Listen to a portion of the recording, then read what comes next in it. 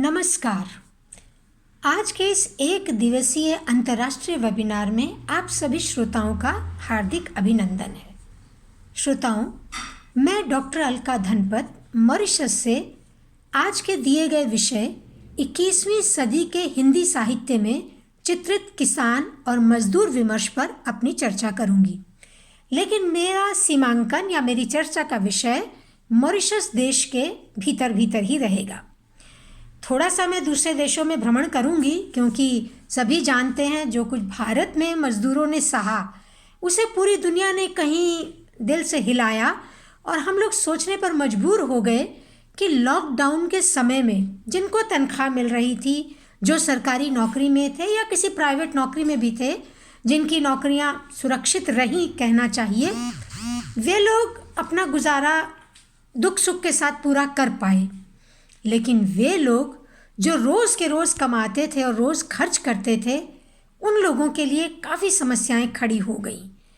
इन समस्याओं में सबसे बड़ी उनकी समस्या थी कि उनके पास जमा पूंजी इतनी अधिक नहीं होती है, क्योंकि दिन भर में उनकी जो कमाई होती है उसका लगभग अधिकांश भाग उनका रोज़ के जीवन में खर्च हो जाता है। तो ये जो मज़दूरों को लेकर समस्या सभी ने मीडिया के माध्यम से देखी, तो हमारे कवियों और साहित्यकारों को भी एक नई दिशा मिली और वे लोग उस दर्द के साथ जुड़ गए। मैं तो कहना चाहूँगी कि साहित्यकार या रचनाकार या हम जैसे एकेडमिक सड़क पर तो उतर कर उतना काम नहीं कर पाते हैं, लेकिन कम से कम विचार संपत्ति या कलम के माध्यम से हम अपनी बात बहुत दूर तक पहुँचा पाते हैं। वो छोटी सी विचार की चिंगारी ही फैलती है और बहुत आगे तक जाती है। यही हमारे जीवन की सशक्तता है और यही हम समाज को जाने से पहले दे पाते हैं। इसीलिए एकेडमिक्स का हमेशा सम्मान किया जाता है, लेकिन एकेडमिक ईमानदार होना चाहिए। श्रोताओं, मॉरिशस की स्थिति या साहित्य के बारे में बात करने से पहले मैं स्पष्ट करना चाहती हूँ कि मॉरिशस में हिंदी साहित्य जितना लिखा जा रहा है, भारत के बाद दुनिया के किसी और देश में गुणवत्ता और वैविध्य की दृष्टि से इतना हिंदी साहित्य नहीं लिखा जा रहा है। यहाँ तक कि हम अपने बीए ऑनर्स के छात्रों को एक मॉड्यूल में मॉरिशन हिंदी लिटरेचर भी पढ़ाते हैं, ताकि वे लोग अपने देश के रचनाकारों से जुड़ सकें। क्योंकि बहुत बार हमने देखा कि जब पढ़ने के बाद इंटरव्यू में कभी उनसे कोई सवाल किया गया कि अभिमन्यु अनंत कौन थे, तो वे जवाब नहीं दे पाते थे। इसलिए यह सोचने के बाद डिपार्टमेंट ने एक मॉड्यूल को अप्रूव किया और अब छात्र उस पर काम करते हैं और इस मॉड्यूल में हम अपने छात्रों को रचनाकारों तक भी भेजते हैं। वे जाकर उनका साक्षात्कार लेते हैं। इस तरह के हम उनको प्रैक्टिकल बेस असाइनमेंट्स भी देते हैं। श्रोताओं, मैं अभिमन्यु अनंत हमारे बीच में नहीं रहे जिस समय विश्व हिंदी सम्मेलन हुआ है मॉरिशस में 2018 में। उसी वर्ष अभिमन्यु अनंत जी की मृत्यु हो गई थी। मैं उनकी एक कविता से अपना वक्तव्य प्रारंभ करना चाहूँगी। उन्होंने अपनी एक कविता में लिखा है, वह अनजान आप्रवासी देश के अंधे इतिहास ने तो उसे देखा था, ना तो गूंगे इतिहास ने कभी सुनाई उसकी पूरी कहानी हमें, ना ही बहरे इतिहास ने सुना था उसके चीत्कारों को। वह अनजान आप्रवासी देश के अंधे इतिहास ने न तो उसे देखा था, न तो गूंगे इतिहास ने कभी सुनाई उसकी पूरी कहानी हमें, न ही बहरे इतिहास ने सुना था उसके चीत्कारों को, जिसकी इस माटी पर बही थी पहली बूंद पसीने की, जिसने चट्टानों के बीच हरियाली उगाई थी, नंगी पीठों पर सहकर बांसों की बौछार बहा बहा कर लाल पसीना, वह पहला गिरमिटिया इस माटी का बेटा, जो मेरा भी अपना था तेरा भी अपना। तो श्रोताओं, आप सभी शायद इस इतिहास से वाकिफ होंगे कि मॉरिशस समुद्र में वर्षों वर्षों तक एक ज्वालामुखी उबलता रहा और जब वह ज्वालामुखी ठंडा हुआ तो इस टापू का निर्माण हुआ और धीरे धीरे इसमें वनस्पतियाँ, जंगल, ये सब भी, क्योंकि ह्यूमिडिटी मिल रही थी समुद्र से, ये सब भी बढ़ते गए। और ये जो समुद्री जहाज़ होते थे, जो लोग उसमें यात्रा करते थे, चाहे वे समुद्री डाकू थे, लुटेरे थे या यात्री थे या व्यापारी थे, वे लोग इस टापू पर विश्राम के लिए रुका करते थे। सबसे पहले यहाँ पर डच लोग रुके थे 17वीं 18वीं शताब्दी में। उसके बाद इस पर फ्रेंच लोग, लेकिन फिर वे छोड़कर चले गए।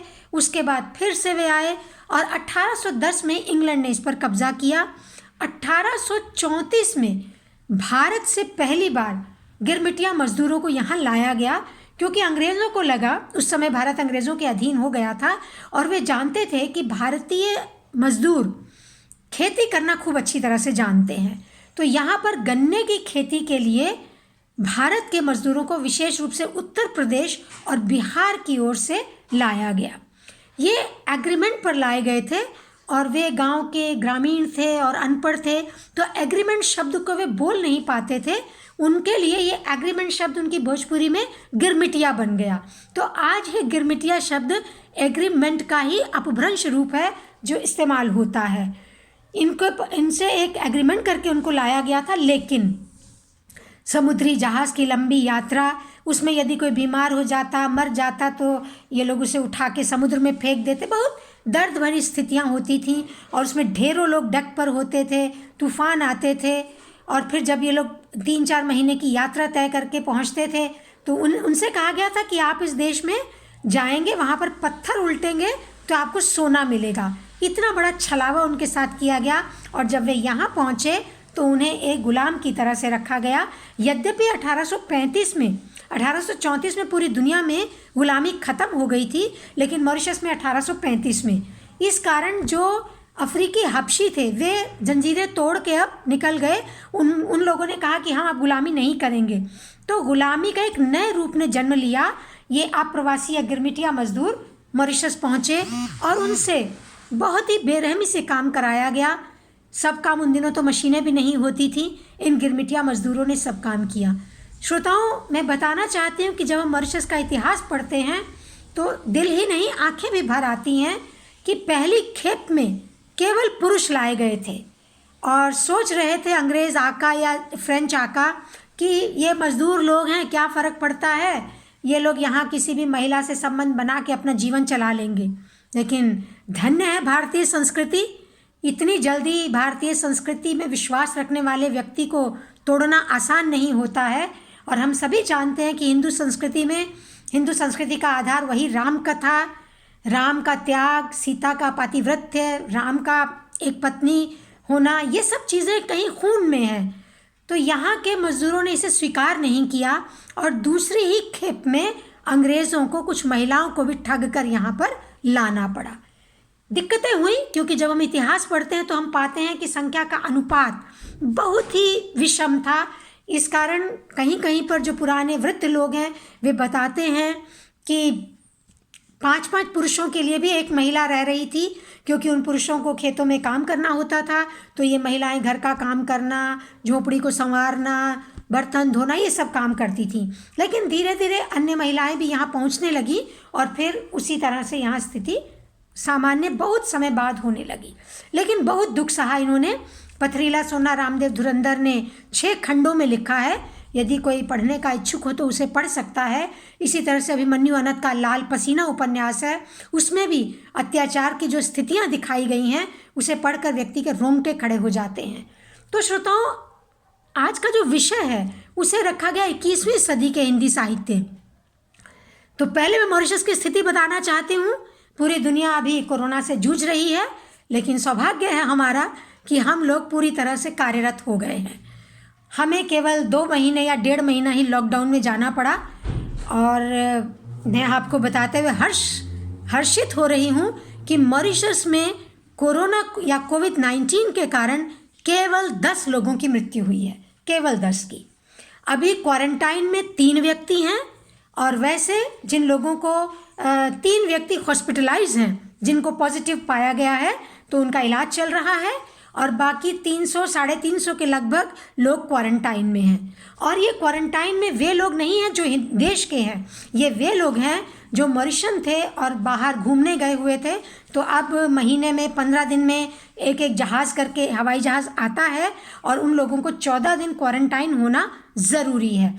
जो नेगेटिव पाए जाते हैं 14 दिन तक उनको घर में भेज दिया जाता है और यदि कोई पॉजिटिव है तो उसको हॉस्पिटलाइज किया जाता है। तो इस समय हमारे हॉस्पिटल में जो कोविड-19 का स्पेशल हॉस्पिटल बना रखा है उसमें केवल 3 मरीज पॉजिटिव हैं और उम्मीद है कि वे भी ठीक हो जाएंगे।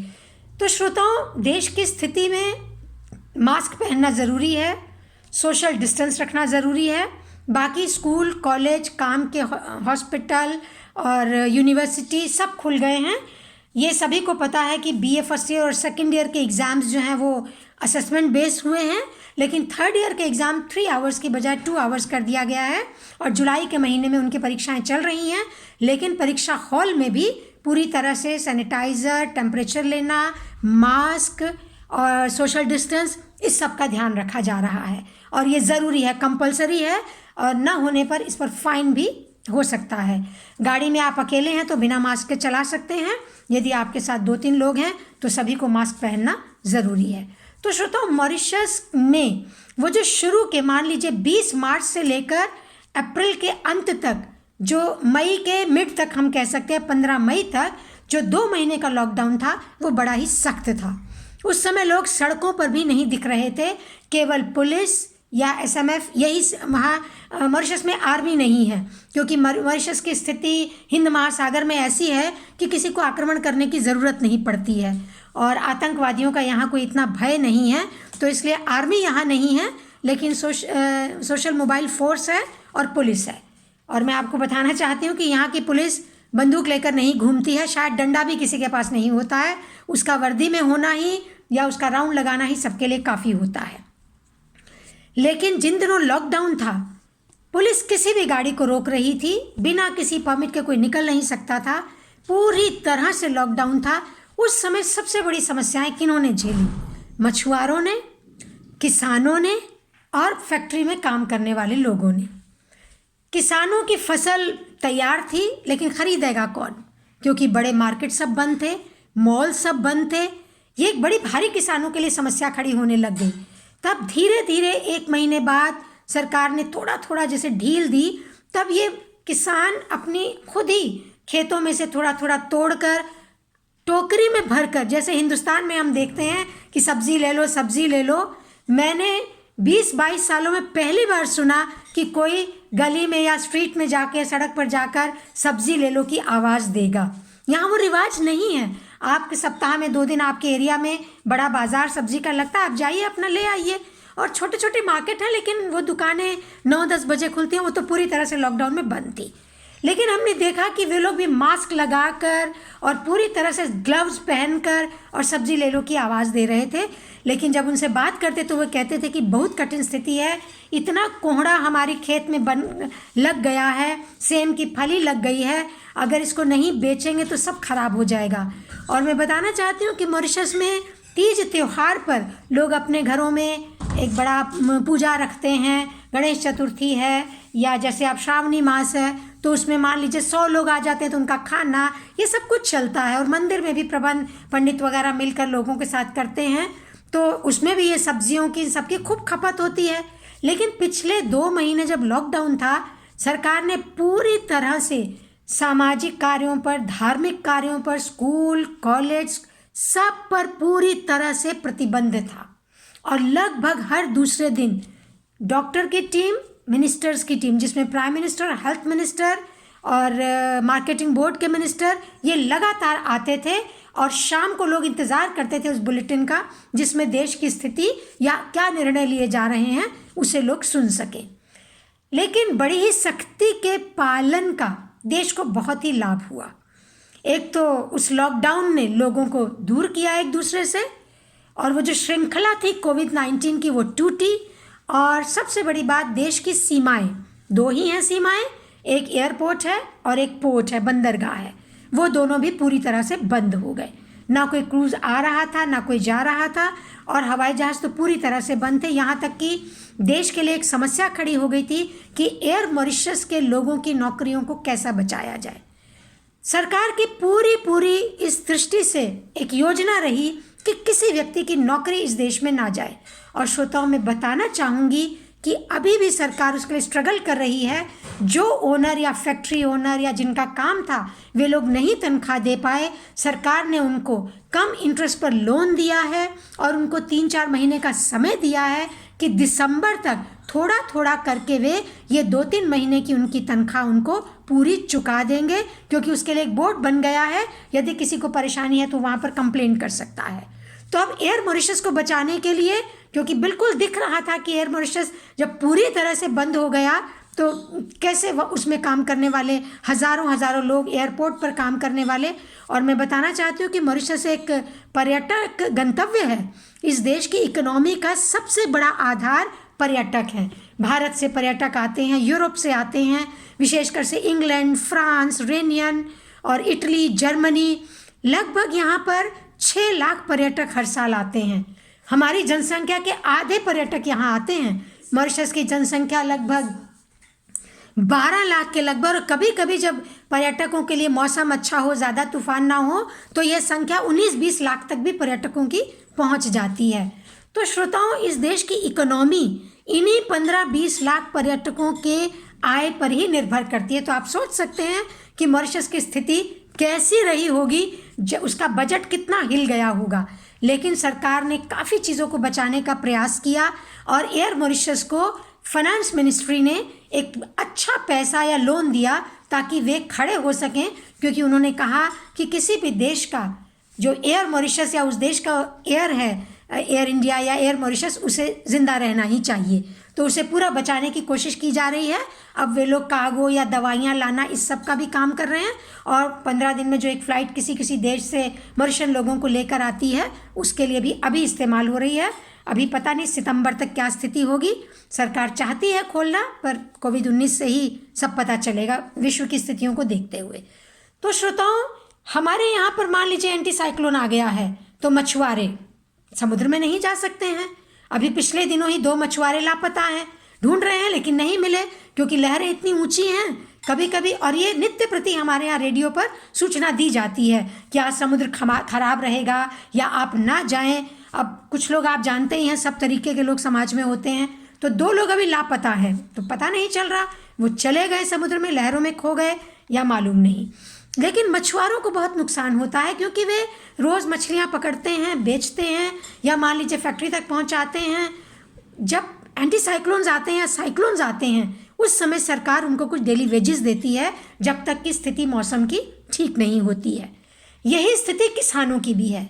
मान लीजिए बारिश इतनी ज़्यादा 15 दिन होती जाती है, तो टमाटर की सब्ज़ी, धनिया, पुदीना, ये सब चीज़ें उनके गल कर ख़राब हो जाते हैं।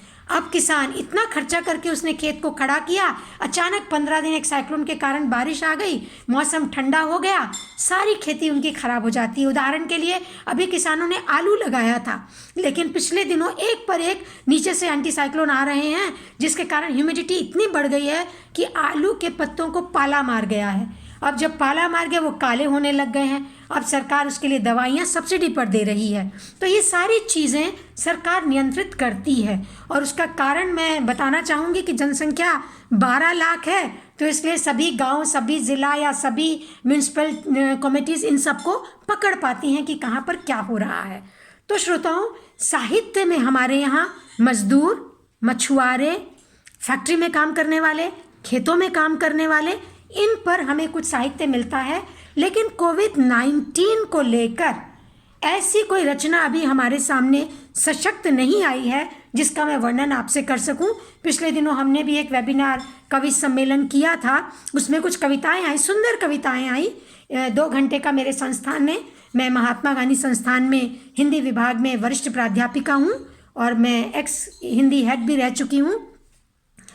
तो उन कविताओं में कोई ऐसी कविता सुनने को नहीं मिली जो मैं आज आपके साथ इस विषय के अनुसार बांट पाती। यद्यपि हमने उसमें तमिल, तेलुगु, मराठी, उर्दू सभी को ही लिया, सभी को 2-2, 3-3 कविताएं अपने अपने क्षेत्र से प्रस्तुत करने का मौका दिया, लेकिन मजदूरों को लेकर कोई कविता सुनने को नहीं मिली उस कार्यक्रम में।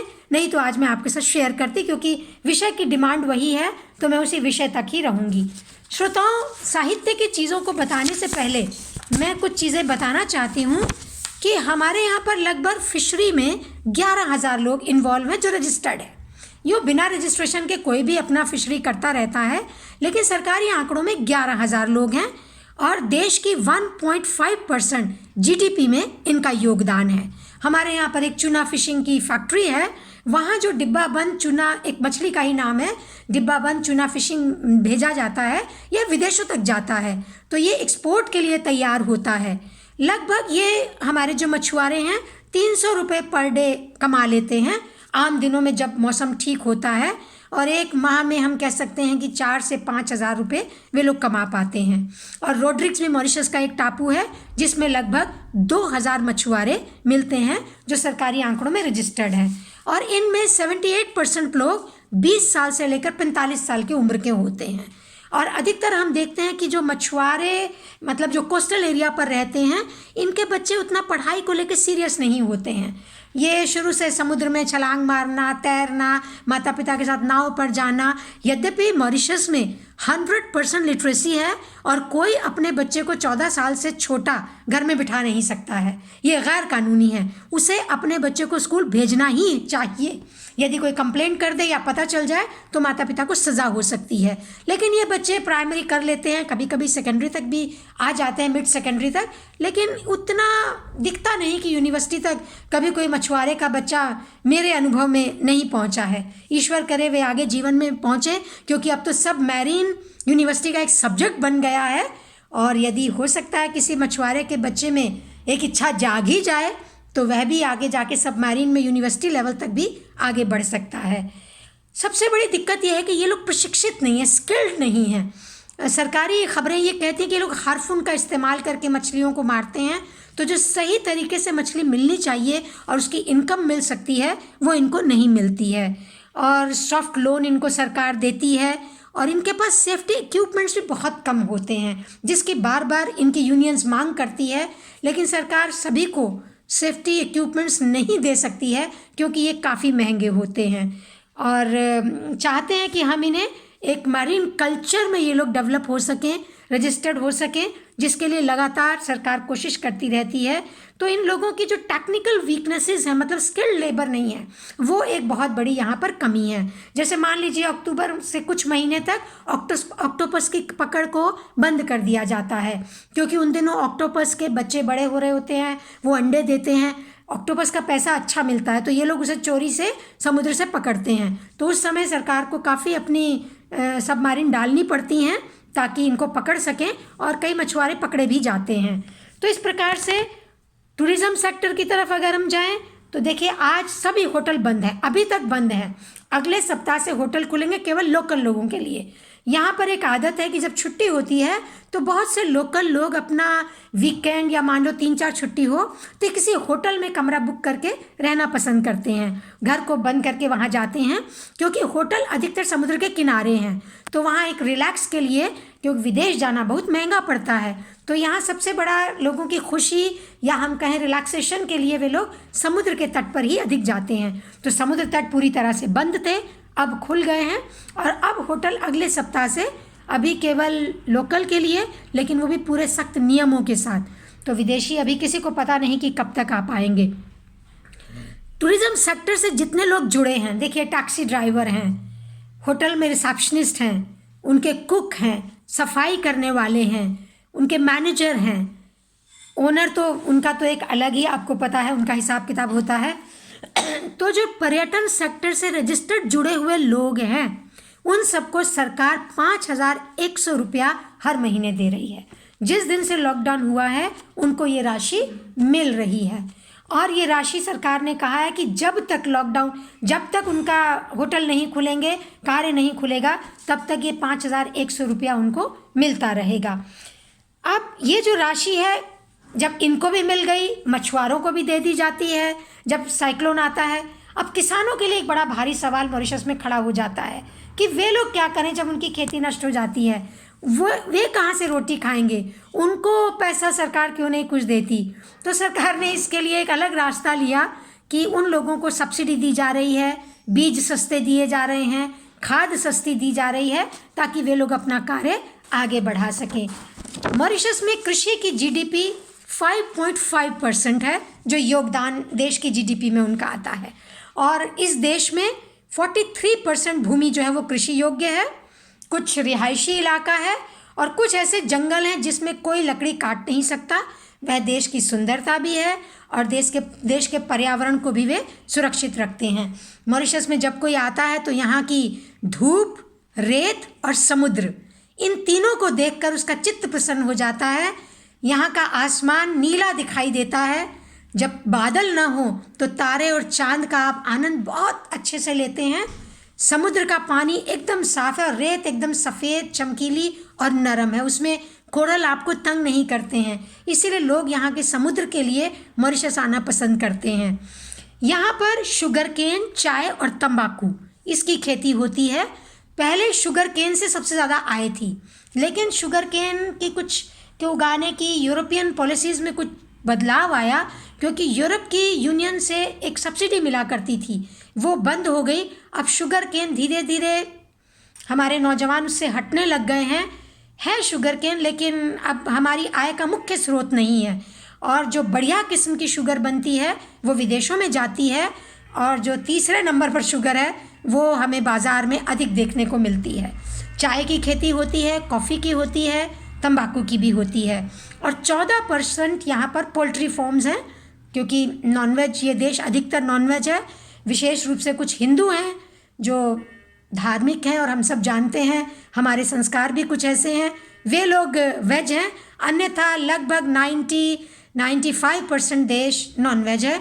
और समुद्री भोजन यहाँ लोग बहुत खुशी होकर खाते हैं, और विदेशों से भी लोग मॉरिशस किचन के यही समुद्री भोजन के लिए ही ज़्यादा आते हैं। और पोर्ट लुइस हमारा एक बंदरगाह है जो हिंद महासागर का दूसरा बड़ा पोर्ट है, जहाँ पर मालवाहक जहाज़ सामान चढ़ाते हैं, उतारते हैं, तो एक टैक्स सरकार को मिलता है। मान लीजिए किसी देश से कोई जहाज़ आ रहा है और उसको विश्राम चाहिए या जहाज़ की मरम्मत करनी है, तो वे इस पोर्ट पर परमिशन लेते हैं, तो उसके लिए टैक्स चुकाते हैं, जैसे चुंगी या कर होता है उस तरह से। तो ये भी एक आय का साधन है। सन 2008 में 6.3 मिलियन टन कार्गो यहाँ पर आए थे और यहाँ से गए थे, लेकिन लॉकडाउन में वो भी एक बड़ा भारी नुकसान हुआ, और साइक्लोन में भी कम आते हैं। तो इस प्रकार से, और यहाँ पर छोटे कुछ माइन के भी बिजनेस होते हैं, जैसे स्टोन है, सैंड है, लाइम है, समुद्र से कोरल सब निकाल के ये सब घर को बनाने के काम आता है। अब सरकार चूना फिशिंग को बढ़ावा देती है, पर्यटन को। यहाँ का अनानास बहुत प्रसिद्ध है, वो डिब्बा बंद या उसका जाम वगैरह विदेशों तक जाता है। तो सरकार का यही उद्देश्य है कि सस्टेनेबल, सतत विकास और पर्यावरण की रक्षा यहाँ पर बनी रहे। बाकी कृषि उद्योग, पर्यावरण, इन सबको सरकार अपनी ओर से काफ़ी सुविधाएं देती है।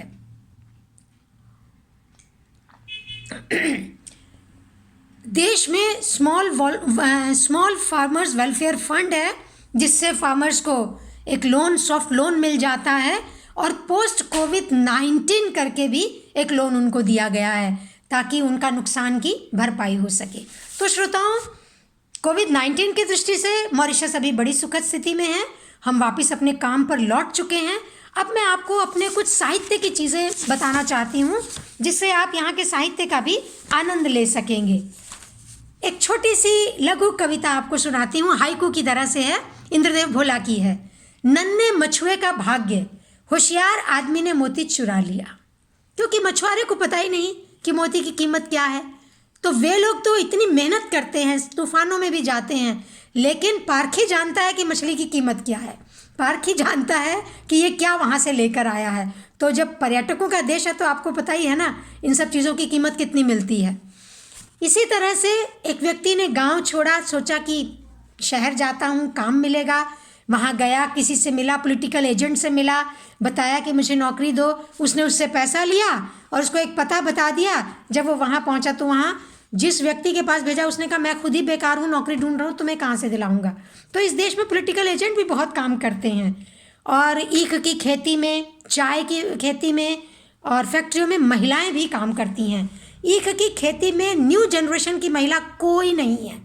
जो भी महिलाएं हैं वो इस समय 45 साल से ऊपर की होंगी। वे उसी तरह से पुराना एक हैट पहन के, एक प्लास्टिक पूरा बांध कर और जूते पहनकर, ये जूते, हैट, ये सब उनको काम पर दिया जाता है। केवल यही महिलाओं का वर्ग अब दिखाई देता है। ये सुबह 4 बजे उठ के जाती हैं खेतों पर काम करने और ईख की कटाई भी करती हैं। कठिन काम है ईख की कटाई, वो ईख सख्त होती है जो शुगर के लिए जाती है। तो केवल अब यही एक वर्ग रह गया है। और चाय की खेती में गरीब महिलाएं हैं या वही 40 से ऊपर वाले हैं। न्यू जनरेशन हमको इसमें नहीं दिखाई देती है। हाँ, फैक्ट्रियों में न्यू जनरेशन है, जो ज़्यादा नहीं पढ़ पाई हैं वो कपड़ा की फैक्ट्री इन सब में काम करती हैं। रामदेव धुरंधर ने लिखा, हाथ तब भी यहाँ कटते थे, हाथ आज भी यहाँ कटते हैं, हाथ तब भी यहाँ उगते थे, हाथ आज भी यहाँ उगते हैं। तो श्रोताओं, पूजनानंद नेमा की एक कहानी है पराजय, उसमें भी उन्होंने बताया कि बलराज नाम का नायक जो है वो हड़ताल करता है, बढ़ बढ़ कर बोलता है, लेकिन अंततः उसको सरेंडर करना पड़ता है, क्योंकि ये हड़ताल इन मजदूरों को तोड़ देती है। उनके घर में खाना ही नहीं है, तो हड़ताल करके चौथे दिन आप खाना कहाँ से लाएंगे, बच्चों को क्या खिलाएंगे, परिवार का खाना कैसे बनेगा। तो पत्नियां नाराज़ होने लगती हैं। तो हड़तालों में उतना दम नहीं रह जाता, क्योंकि जब तक आपके पास उतना साधन नहीं हो, कितने दिन आप हड़ताल खींचेंगे। तो इस प्रकार से उनकी जो पराजय कहानी है उसमें वे बताते हैं कि किस प्रकार से हड़ताल से उसे हटना पड़ा। इसी तरह से अभिमन्यु अनंत की कहानी है ज्वार भाटा।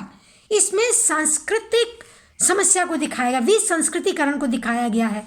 हरनाम नाम का नायक है जो अपनी नाव लेकर वो ज्वार भाटे में निकल जाता है, लेकिन ये हरनाम क्यों निकल जाता है? उसकी बेटी, यहाँ पर टूरिज्म सेक्टर है, इस कारण उसको एक होटल का व्यक्ति उसको लालच देता है कि तुम मेरे होटल में रिसेप्शनिस्ट बन जाओ। वो चली जाती है, अच्छा पढ़ती थी, उसकी माँ चाहती थी वो आगे पढ़े, लेकिन ये लड़की पढ़ना नहीं पसंद करती और वो जो होटल का मैनेजर का बेटा वो इसको विदेश भेज देता है। कुछ दिनों बाद उसको पता चलता है कि विदेश में वो फंस गई है, तो वो इतना परेशान हो जाता है कि वो नाव लेकर ज्वार भाटे में चला जाता है। तो ये ज्वार भाटा कहानी जो है वो पर्यटन सेक्टर के कारण जो देश में विसंस्कृतिकरण आया है, वो एक अलग विषय में, इस पर ज़्यादा नहीं जाऊंगी। बहुत से मूल्य हमारे विघटित हुए इस सेक्टर के कारण, क्योंकि टूरिस्ट जिस तरह से आते हैं आप सभी जानते हैं। भारत के गोवा को आप याद कर लीजिए। तो ये ज्वार भाटा कहानी अनंत जी की उसी ओर संकेत करती है। इस कहानी के माध्यम से यही पता चलता है कि किस प्रकार से देश में विसंस्कृतिकरण का मामले जो है वो बढ़ने लग गए। इसी तरह से कुछ चीज़ें और मुझे जो साहित्य की मिली, उसमें मैंने पाया कि ये लोग कुछ गीतों में भी कुछ चीज़ें हमारी आ गई हैं। जैसे देखिए, हमारे यहाँ पर भोजपुरी गीत जो हैं हर परौरी गाई जाती है। जब खेतों में बारिश नहीं होती थी तो एक गीत है इंद्र देवता को मनाने के लिए, तो वो गीत है हर परौरी। इसी तरह से विवाह के समय माटी कोढ़ाई गीत है, हरिस गीत है। अब हरिस गीत में हल जोतने वाले के हाथ में या बैल के कंधे के जुए के बीच जो लकड़ी होती है उसे संस्कृत में हलीशा कहते हैं, और वो हलीशा शब्द ही हरिस बना, और वो हरिस गीत बना कि विवाह के समय वो एक लकड़ी लेके गाड़ी जाती है और गीत गाते हैं। कहने का मतलब कि जैसे बैलों को खींचने के लिए वो लकड़ी चाहिए, उसी तरह से गृहस्थी को भी आगे बढ़ाने के लिए पति पत्नी को मजबूती के साथ एक दूसरे के साथ मिलकर काम करना है। तो ये सारी चीज़ें भी तो हमारे कृषकों के साथ जुड़ी हुई हैं। माटी कोढ़ाई देखिए, माटी को थोड़ा सा निकालना, माटी की पूजा करना, हर परौरी गीत गाना, तो ये सारी जो चीज़ें हैं ये बताती हैं कि कृषकों से ही यहाँ की ज़िंदगी शुरू हुई, मिट्टी ने ही यहाँ सोना उगला, और जो पसीना बहा वह लाल पसीना था, क्योंकि उसी के माध्यम से इन्होंने इस देश को खड़ा किया। और श्रोताओं, मॉरिशस के हल्दी गीतों में कोयरिन का नाम बहुत ज़्यादा आता है, हल्दी लगावे कोयरिन दुल्हनिया को। तो ये कोयरिन क्या है? कोयरी एक कृषक जाति है। प्राचीन काल में ये जाति हल्दी की खेती करती थी भारत में, तो हो सकता है वहाँ से ये कोयरी आए होंगे, या गीत में ये पंक्ति होगी, बेटी हल्दी के बन बड़ी दूर, कोयरिनी सब जूद करे। तो कोयरिनी हल्दी लगाती है।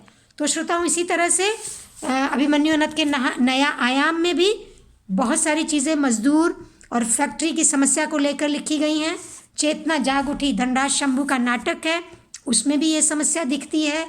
इसी तरह से और भी बहुत सी छोटी छोटी कहानियाँ और कविताएं हैं जिनमें इसकी चर्चा है।